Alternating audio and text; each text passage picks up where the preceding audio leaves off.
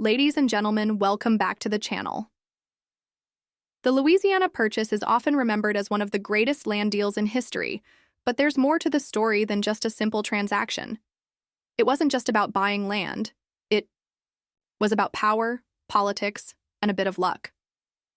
In 1803, the United States bought 828,000 square miles of land from France for $15 million, doubling the size of the young nation overnight. But did you know Napoleon originally considered selling all of France's North American territories, not just Louisiana? Or that President Thomas Jefferson wasn't even sure if the purchase was legal under the Constitution? In this video, we'll break down why France was willing to sell such a massive territory, how the U.S. negotiated the deal and what almost went wrong, the impact of the purchase, from westward expansion to conflicts with Native American nations. Stick around to uncover the hidden truths behind the Louisiana Purchase, one of the most unexpected and influential moments in American history. The United States before the Louisiana Purchase in 1803, the United States was still a fragile and relatively small nation, stretching only as far west as the Mississippi River.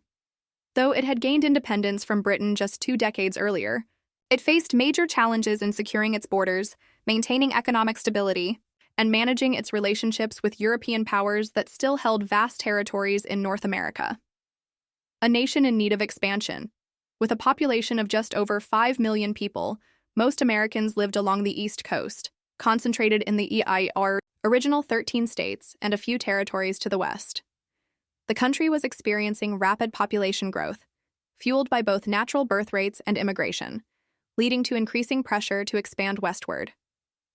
However, the frontier beyond the Appalachian Mountains remained dangerous and unsettled, with Native American nations resisting American encroachment and European powers still controlling key strategic areas. The economy of the young republic was heavily agrarian, meaning that most Americans made their living through farming. For settlers in the Western territories, such as Kentucky, Tennessee, and the Ohio Valley, one of the biggest challenges was getting their crops to market. The Mississippi River was the lifeline of the Western economy, allowing farmers to ship goods down to New Orleans, where they could be sold in markets both in the United States and overseas. The problem with New Orleans at the time: Spain controlled New Orleans and the vast Louisiana territory, which stretched from the Mississippi River to the Rocky Mountains. Under a long-standing agreement, American farmers had been allowed to use the port to store and export their goods. However, in 1802, Spain suddenly revoked American access to New Orleans, effectively cutting off trade for thousands of Western settlers. This move caused an immediate economic crisis, as goods became trapped inland, unable to reach their buyers.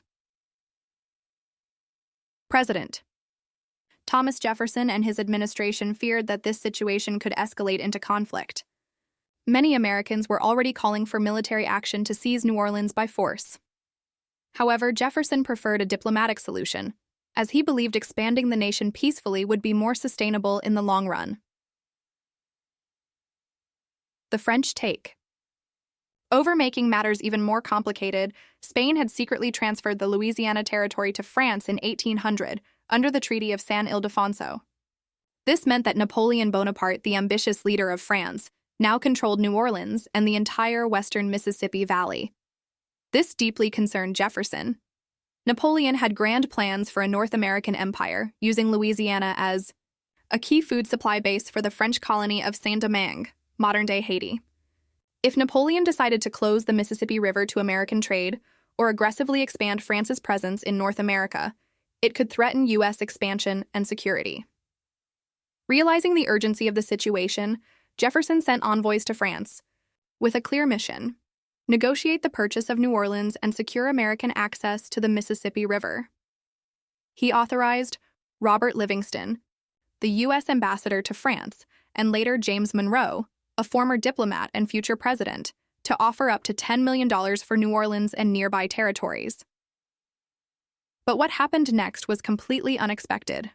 Napoleon didn't just offer New Orleans. He was willing to sell all of Louisiana, a landmass that would double the size of the United States overnight. What led Napoleon to make such a dramatic decision? The answer lies in war, rebellion, and shifting global priorities. Why did France sell? Napoleon Bonaparte, the ruler of France, had grand ambitions for expanding French influence across the globe. At the start of the 19th century, he envisioned a powerful French empire in North America, with Louisiana serving as the key to controlling trade and resources. However, a series of unexpected problems forced him to abandon this dream, and in doing so, he offered the United States an opportunity that would change its future forever. Napoleon's problems, war and rebellion. At the time, France was locked in costly wars across Europe, particularly against Britain. Napoleon was preparing for a massive conflict that would demand enormous resources. While Louisiana was valuable in theory, it was vast and largely unsettled, requiring military and financial investment to defend and develop. France simply did not have the troops or funds to maintain control over such a massive territory, while also fighting battles on the European front. More importantly, Napoleon's plans for a North American empire depended on controlling the Caribbean island of Saint-Domingue, modern-day Haiti, which was France's most profitable colony due to its lucrative sugar plantations. To secure Louisiana, Napoleon needed Saint-Domingue as a military and economic stronghold. However, a revolution led by Toussaint Louverture, a former enslaved general, had erupted in 1791. The revolutionaries, made up of freed enslaved people and former French soldiers, defeated Napoleon's forces and declared independence in 1804, forming the first free Black Republic in the Western Hemisphere. Napoleon had sent over 50,000 troops to crush the rebellion, but disease and fierce resistance devastated the French army. With the loss of Saint-Domingue, Louisiana became far less valuable to France. Without a Caribbean base to support it, maintaining control over the territory became impractical. Desperate for cash, Napoleon's decision faced with the failure. To reclaim Haiti and the growing financial burden of war in Europe, Napoleon made a shocking decision. Instead of just selling New Orleans, as the United States had originally requested, he offered to sell all of Louisiana, a vast territory stretching from the Mississippi River to the Rocky Mountains. Napoleon had three main reasons for this unexpected move. Raising money for war. France was in desperate need of funds to continue its battles against Britain and other European powers. Selling Louisiana would provide an immediate financial boost. Shifting focus to Europe. With the loss of Saint-Domingue, Napoleon abandoned his North American ambitions and redirected his attention to dominating Europe. Louisiana was no longer a priority. Weakening Britain. By selling Louisiana to the United States, Napoleon strengthened a future rival to Britain. He hoped that an expanded U.S. would become a counterbalance to British power in North America. Napoleon famously declared, "I have given England a maritime rival who, sooner or later, will humble her pride." A deal too good to refuse when U.S. envoys Robert Livingston and James Monroe arrived in France. They were stunned by Napoleon's unexpected offer. Instead of just acquiring New Orleans, they had the chance to buy an area that doubled the size of the United States. Napoleon proposed selling the entire Louisiana territory for just $15 million, roughly 4 cents per acre. It was an unbelievable deal, but it also raised concerns back in Washington. Was the purchase constitutional? Jefferson, a strict interpreter of the Constitution, wasn't sure if the U.S. government had the authority to buy foreign land. Could the U.S. govern such a vast new territory? The Louisiana Territory was massive and largely unexplored. Would this cause conflict with Native American nations? The expansion would bring settlers into lands already inhabited by indigenous peoples. Despite these concerns, the opportunity was too good to pass up. In April 1803, the United States and France finalized the agreement, forever altering the course of American history. The negotiation. In 1803, President Thomas Jefferson was determined to secure American access to the Mississippi River and the crucial port of New Orleans. His administration feared that if France controlled the region, the U.S. economy and westward expansion could be severely restricted. However, Jefferson had no intention of buying the entire Louisiana territory. His goal was far more modest. Jefferson's original plan, a limited purchase. Jefferson sent James Monroe to join Robert Livingston, the U.S. ambassador to France, with a clear mission: offer up to $10 million to purchase New Orleans and possibly parts of Florida, secure navigation rights on the Mississippi River, prevent potential conflict with France and North America. The U.S. delegation had no idea that Napoleon was about to make them a much bigger offer. Napoleon's shocking offer, more than just New Orleans. When Livingston and Monroe arrived in France, they were taken by surprise. Instead of just offering New Orleans, Napoleon was willing to sell the entire Louisiana Territory, a vast expanse, stretching from the Mississippi River to the Rocky Mountains, totaling 828,000 square miles. The price? Just $15 million, less than 3 cents per acre. This was one of the greatest real estate deals in history. But why was Napoleon suddenly so eager to sell? He had lost Saint-Domingue, Haiti, making Louisiana less valuable. War with Britain was imminent, and he needed money. By selling Louisiana, he strengthened the U.S. and weakened Britain's influence in North America. Livingston and Monroe were shocked by the offer. They had only been authorized to negotiate for New Orleans, but they immediately accepted the deal, realizing it was an opportunity too good to pass up. Jefferson's dilemma: was it even legal? Back in the U.S., the Louisiana Purchase posed a serious constitutional question. The Constitution did not explicitly give the president the power to buy foreign land. As a strict constitutionalist, Jefferson worried that the purchase might be illegal. Some of his concerns included no clear constitutional provision for land purchases. Could Congress approve such a massive expansion? Would the new land be governed as territories or states? Despite his concerns, Jefferson ultimately justified the purchase under the president's power to make treaties. In October 1803, the Senate ratified the treaty, and the U.S. doubled in size overnight. Jefferson had successfully secured one of the most important land acquisitions in American history, even though it went against his usual strict interpretation of the Constitution. The Louisiana Purchase would change the course of the nation, opening vast new lands for settlement, but also increasing conflicts with Native American nations and raising questions about slavery in new territories.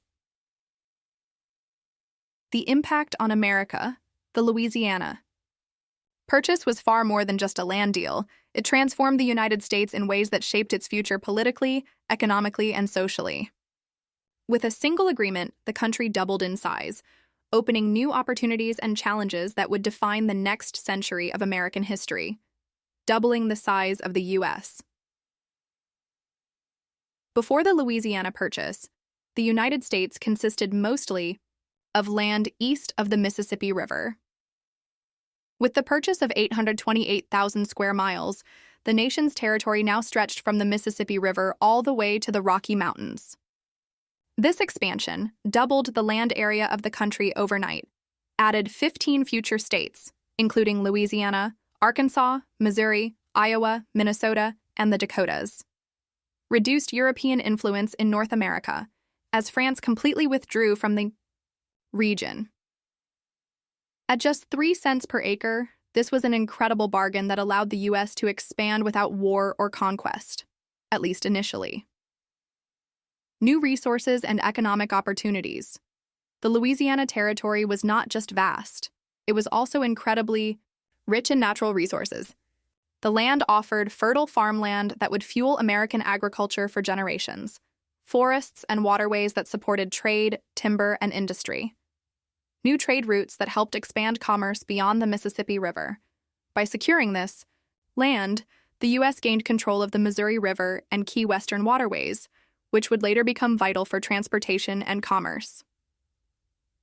Clashing with Native Americans, the cost of expansion. While the Louisiana Purchase was a victory for the United States, it came at a great cost to Native American nations who had lived on these lands for centuries. The expansion led to increased conflicts between indigenous tribes and American settlers, forced removals of Native American communities, laying the groundwork for policies like the Trail of Tears, broken treaties, as the U.S. government prioritized settlement and economic gain over indigenous sovereignty.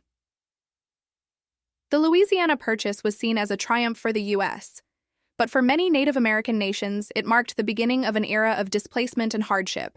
A new era for America, the Chihuahua Louisiana Purchase set the stage for westward expansion, exploration, and settlement. It also raised new questions about slavery, governance, and indigenous rights, which would fuel tensions leading up to the Civil War. Jefferson's bold decision to buy Louisiana, despite his constitutional concerns, proved to be one of the most significant moments in U.S. history, reshaping the nation's destiny and accelerating its rise as a continental power. The long-term effects. The Louisiana Purchase wasn't just a land deal, it reshaped the future of the United States, setting the stage for westward expansion, economic growth, and political conflicts that would last for decades. The rise of American power. Before 1803, the United States was still a young nation, vulnerable to European interference and confined to the land east of the Mississippi River. The Louisiana Purchase changed that forever by eliminating France as a colonial power in North America, reducing European threats, expanding U.S. territory westward, making America a true continental power, strengthening the economy, as new lands provided vast resources for farming, trade, and industry.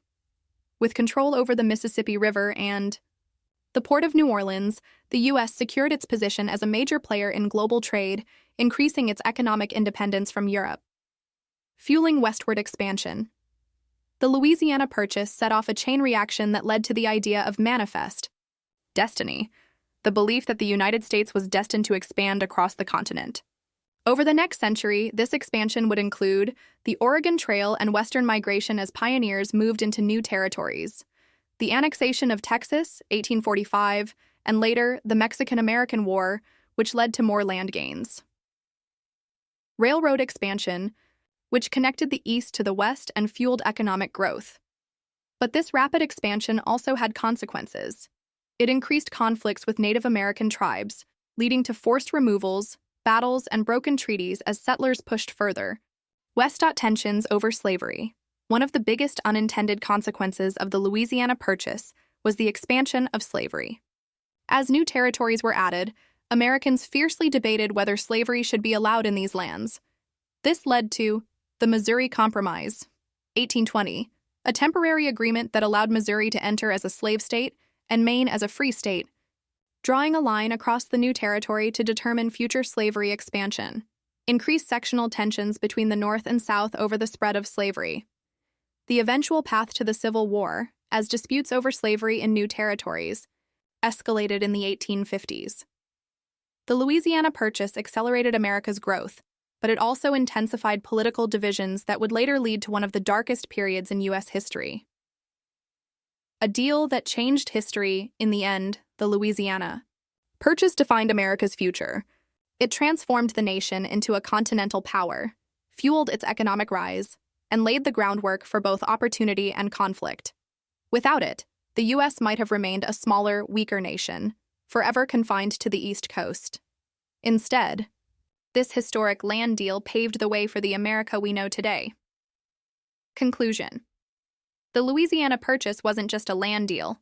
It shaped the future of the United States in ways that no one could have predicted.